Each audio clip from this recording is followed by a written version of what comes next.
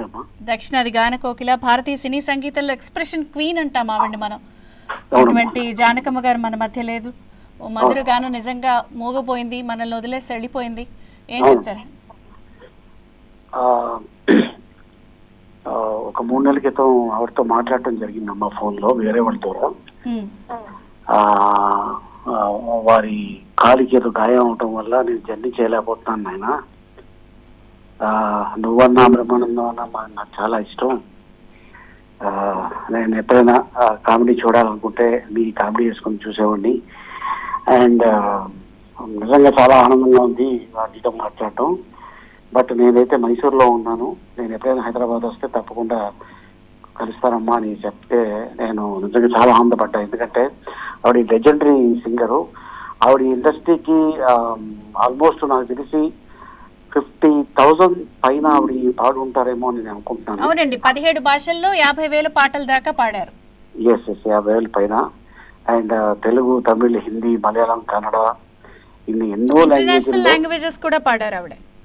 Other languages లో కూడా పాడారు. ప్లస్ అది కాకుండా మద్రాసులో నేను సైకిల్ మీద వెళ్ళే రోజుల్లో ఎస్ జానకి అని ఒక ఇంటి పైన రాసి ఉండేది. చాలా పెద్ద ఇల్లు తేరంపేటలో ఉండేది.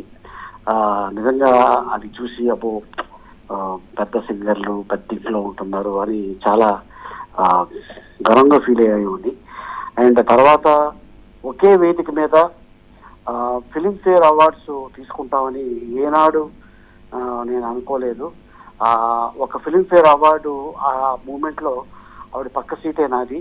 చాలాసేపు ఆవిడ కామెడీ చేయడం అంత ఈజీ కాదు, నవ్వించడం అంత ఈజీ కాదు అని ఆవిడ కొన్ని టిప్స్ చెప్పే అమ్మ.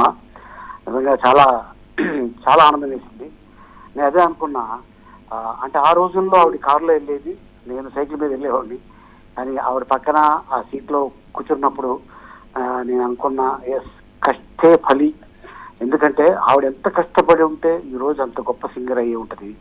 అంటే ఏదైనా ఒక పాట హస్కీగా పాడాలంటే అలాగా, రొమాంటిక్గా పాడాలంటే అలాగా, ఏడుస్తూ పాడాలంటే ఆవిడ ఏడుస్తూ పాడేది, చిన్నపిల్లలాగా పాడమంటే చిన్నపిల్లలా పాడేది.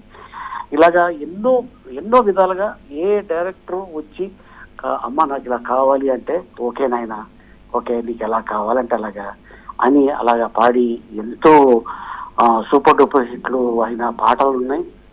కానీ ఒకటే ఏంటంటే ఈ రోజు మన మధ్యలో లేకపోయినా ఆవిడ గాత్రం మాత్రం మన మధ్యనే ఉంటుంది. అది ఎన్ని సంవత్సరాలైనా, అది ఒక 200 300 ఆవిడ వాయిస్ అలా ఉండిపోతుంది. కానీ ఇప్పుడు ఉన్న జనరేషన్కి జానకమ్మ పాటే వింటే వాళ్ళకి తెలుస్తుంది ఆవిడ కెపాసిటీ ఏంటో.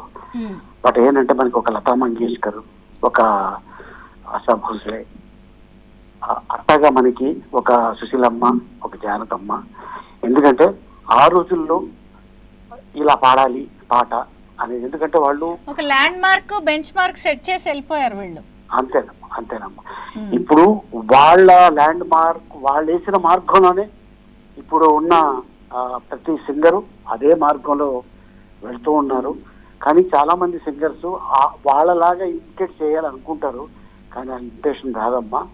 కానీ ఆ స్టైల్లో పాడగలరు, కానీ ఇమిటేషన్ అయితే రాదు. అది నిజంగానే వాళ్ళు ఆ రోజుల్లో వాళ్ళకున్న గురువులు వాళ్ళకి నేర్పించిన విద్య అది. ఆ విద్య వాళ్ళతో పాటే తీసుకెళ్ళిపోయారు. ఏదేమైనా మన మధ్యలో లేకపోయినా వాళ్ళ గాత్రం మాత్రం మన మనసులో ఉండిపోతుంది. థ్యాంక్ యూ అలీ గారు. Thanks for joining with us.